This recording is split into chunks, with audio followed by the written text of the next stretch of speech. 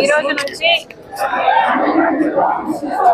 చిత్తూరు జిల్లా మొదలుకొని కాంగ్రెస్ పార్టీ ప్రతి జిల్లాలో విస్తృత స్థాయి కార్యకర్తల సమావేశం జరపడం మొదలైంది. ఇది మొదలుకొని చిత్తూరు జిల్లా మొదలుకొని మొదట రాయలసీమలు, తర్వాత ఉత్తర ఆంధ్ర జిల్లాలు, ఆ తర్వాత కోస్తా జిల్లాలు కూడా చేయాలి అన్నది, మొత్తం అన్ని ఈ నెలలో పూర్తి చేయాలి అన్నది కాంగ్రెస్ పార్టీ రాష్ట్ర ఆలోచన. పర్వాలేదు. సో ఈ కేవలం పార్టీ ఇంటర్నల్ మీటింగ్స్, పార్టీ ముందుకు ఎలా సాగాలి, కాంగ్రెస్ పార్టీ భవిష్యత్ కార్యాచరణ ఎలా ఉండాలి అన్న అంశాల మీద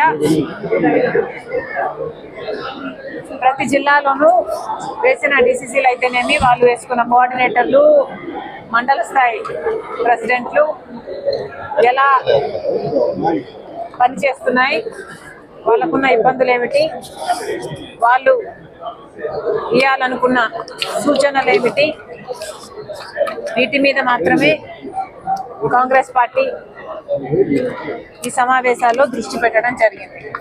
ముఖ్యంగా ఇది వాళ్ళ నుంచి వాళ్ళ అభిప్రాయాలు సేకరించే ప్రయత్నం చేస్తుంది కాంగ్రెస్ పార్టీ. గ్రౌండ్ రియాలిటీ ఈరోజు ఏమిటి అంటే, ప్రజల పక్షాన నిజాయితీతో పోరాటం చేస్తున్న ఏకైక పార్టీ ఈరోజు మన రాష్ట్రంలో కాంగ్రెస్ పార్టీ. గత 5 సంవత్సరాలుగా చూసాము, జగన్మోహన్ రెడ్డి గారు ముఖ్యమంత్రిగా ఉండి కూడా వైసీపీ పార్టీ అధికారంలో ఉన్నప్పుడు రాజశేఖర్ రెడ్డి గారి కొడుకు అయిన జగన్మోహన్ రెడ్డి గారు ఎలా బీజేపీ పార్టీ మోడీకి దత్తపుత్రుడిగా మారి ఆ పార్టీకే వంగి వంగి సలాములు చేశారో చూడడం జరిగింది. ఇప్పుడు కూడా ఒకవైపు వైసీపీ బీజేపీని పల్లెత్తు మాట అనకుండా ఇప్పటికీ కూడా బీజేపీ పార్టీకే వాళ్ళు లోబడి పనిచేస్తున్నారు. మరోవైపు అధికార పక్షంలో ఉన్న తెలుగుదేశం, జనసేన పార్టీలు కూడా ఎలాగో బీజేపీ పార్టీకి తో మిత్రబంధం పెట్టుకొని వాళ్ళు కలిసే పనిచేస్తున్నారు. కాబట్టి అధికార పక్షమైన తెలుగుదేశం పార్టీ, జనసేన పార్టీ ఎలాగో బీజేపీ పార్టీని విమర్శించవు. ఇంకోవైపు ప్రతిపక్షంలో ఉండాల్సిన వైసీపీ పార్టీ కూడా బీజేపీ పార్టీని విమర్శించకుండా తయారయ్యారు. మరి ఎక్కడో లేదు బీజేపీ పార్టీ, ఆంధ్ర రాష్ట్రంలో బీజేపీ అంటే బాబు, జగన్, పవన్ వీటిలోనే ఉంది. కాబట్టి ఈరోజు ప్రజల పక్షాన నిలబడి మన రాజ్యాంగాన్ని సంరక్షించుకునే పని అయితేనేమి, అన్ని వర్గాల సంక్షేమం గురించి ఆలోచన చేస్తూ ప్రజల పక్షాన పోరాటం చేస్తున్న ఏకైక పార్టీ ఈరోజు కాంగ్రెస్ పార్టీ. కాబట్టి కాంగ్రెస్ పార్టీ దేశానికి అవసరం కాబట్టి, రాష్ట్రానికి అవసరం కాబట్టి, మరి ముఖ్యంగా మన రాష్ట్రానికి అవసరం. ఎందుకంటే కాంగ్రెస్ పార్టీ అధికారంలోకి వస్తే తప్ప మనకు ప్రత్యేక హోదా రాదు, మనకు రావాల్సిన విభజన హామీలలో ఏ ఒక్కటి నెరవేరదు. గత 10 సంవత్సరాలుగా చూస్తూనే ఉన్నాం. మోడీ గారు అధికారంలో ఉన్నారు, బీజేపీ పార్టీ అధికారంలో ఉంది. అయినా కూడా ఇంతవరకు ఒక్క విభజన హామీ కూడా నెరవేరలేదు. ఒకరన్నా పోరాటం చేస్తారా అని చూస్తే ఒక పక్క అధికార పక్షము చేయదు, ఇంకో పక్క ప్రతిపక్షంలో ఉన్న వైసీపీ కూడా చేయదు. ఈరోజు ప్రజల పక్షాన నిలబడిన ఏకైక పార్టీ కాంగ్రెస్ పార్టీ. ఈ పార్టీని బలపరచడానికే ఈ రోజు నుంచి జిల్లా స్థాయిలో ప్రతి జిల్లాలో కాంగ్రెస్ పార్టీ అధ్యక్షురాలిగా నేను, డిసిసిలు అందరూ కలిసి కాంగ్రెస్ పార్టీని బలోపేతం చేసే విధంగా ఈ కార్యక్రమం చేపట్టడం జరిగింది. రాజధానిని జగన్మోహన్ రెడ్డి ఒక పక్క ప్రచారం చేస్తున్నారు. దాన్ని ఆ మీడియా దానిపైన కూడా సజ్జల రామకృష్ణ ఈరోజు సమర్థించారు. మీరు ఇంతవరకు దానిపైన ఎలాంటి రియాక్షన్ మీ నుంచి రావడం ఏంటి?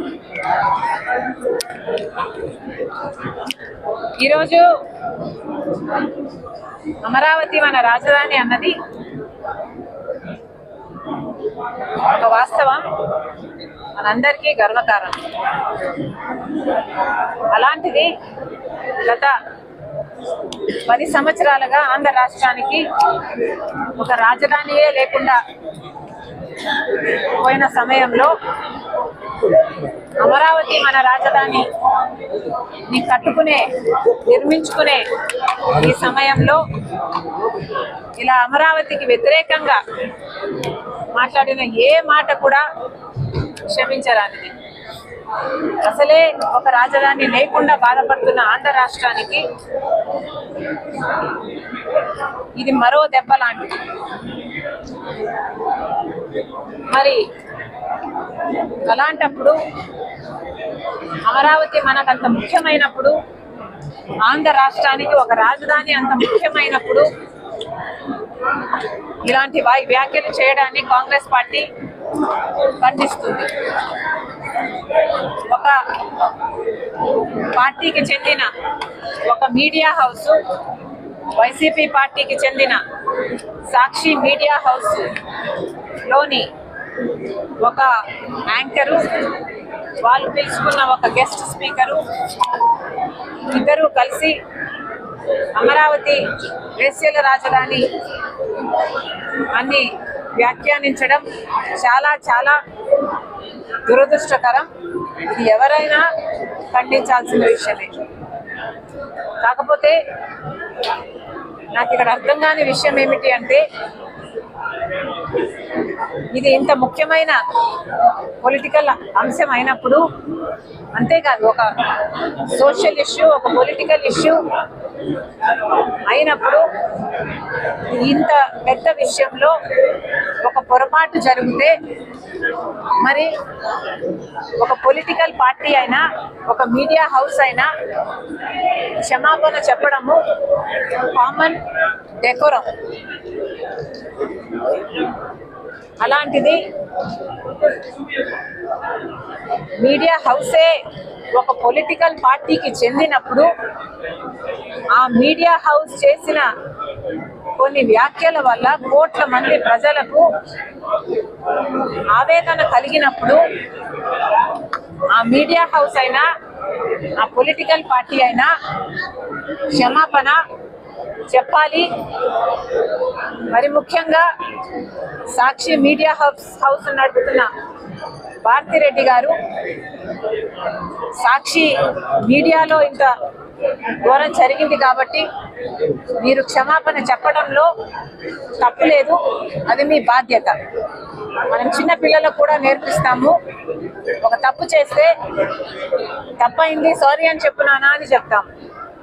మరి అలాంటప్పుడు ఒక తప్పు జరిగినప్పుడు సారీ చెప్పుకోవడంలో, సారీ చెప్పడంలో నామోషి లేదు. మరి ముఖ్యంగా ఇది ఒక పొలిటికల్ పార్టీకి చెందిన మీడియా హౌస్, అంటే జగన్మోహన్ రెడ్డి గారి వైసీపీ పార్టీకి చెందిన మీడియా హౌస్ అయినప్పుడు జగన్మోహన్ రెడ్డి గారు క్షమాపణ చెప్పడంలో కూడా తప్పు లేదు. ఇంతమంది మనోభావాలను ఇంత ఆవేదనకు గురి చేశారు. జగన్మోహన్ రెడ్డి గారు తప్పైపోయింది, మా ఉద్దేశం అది కానే కాదు, క్షమించండి అనడంలో తప్పు లేదు.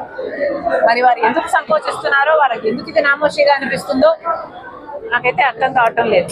సజ్జల రామకృష్ణారెడ్డి దాన్ని సమర్థించారు. మరి ఈ రోజు మీడియాలో వచ్చిందాన్ని, వాళ్ళ వ్యాఖ్యలు మంచిదని సజ్జల ఇవాళ సమర్థించినారు.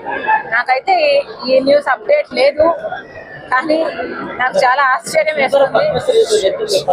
కానీ నాకు చాలా ఆశ్చర్యంగా ఉంది. ఎవరే కానీ దీన్ని సమర్థించకూడదు, ఇది నిజంగానే ఖండించాల్సిన విషయము. నన్ను అడిగితే క్షమాపణ కూడా చెప్పాల్సిన విషయం. దీని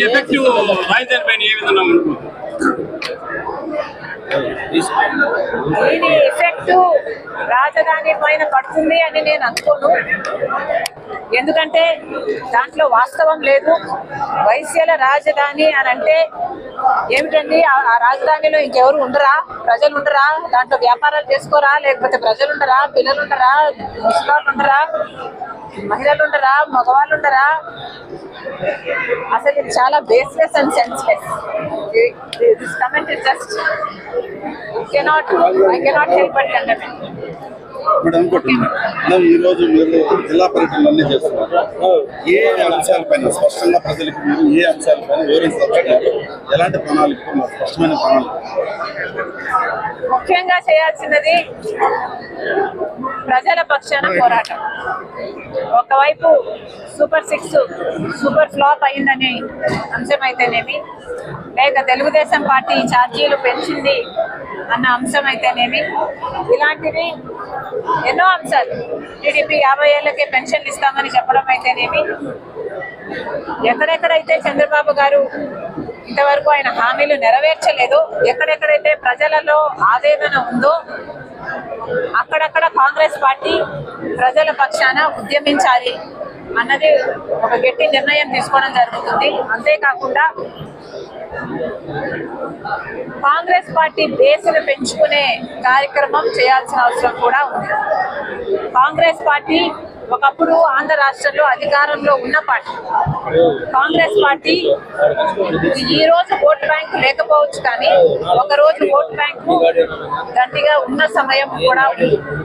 ఈ రోజు కాంగ్రెస్ పార్టీ ఓట్ బ్యాంకు ఇంకో పార్టీకి పోయి ఉండొచ్చు, కానీ ఆ పార్టీ నుంచి మళ్ళీ కాంగ్రెస్ పార్టీ ఓట్ బ్యాంక్ తెచ్చుకోవాల్సిన బాధ్యత కూడా కాంగ్రెస్ పార్టీ కాడర్ మీదనే ఉంది. కాబట్టి దాని మీద కూడా దృష్టి పెట్టి కాంగ్రెస్ పార్టీ ఓట్ బ్యాంక్ మళ్ళీ తిరిగి తెచ్చుకునే ప్రయత్నం కాంగ్రెస్ పార్టీ చేయాలని సూచించడానికి కూడా ఈ వేదిక పనికొస్తుంది. Thank you.